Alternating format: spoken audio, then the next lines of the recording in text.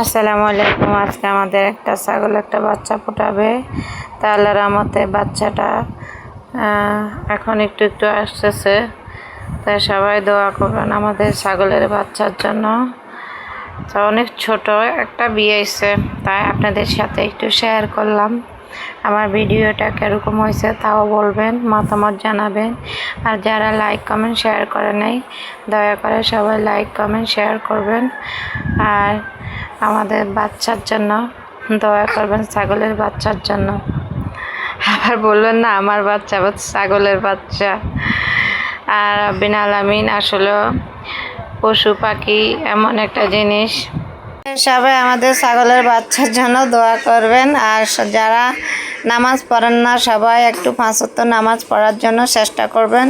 আর মানুষের বিবেক গাওয়া বন্ধ করবেন, আল্লাহ পাককে স্মরণ করে 5 ওয়াক্ত নামাজ পড়বেন।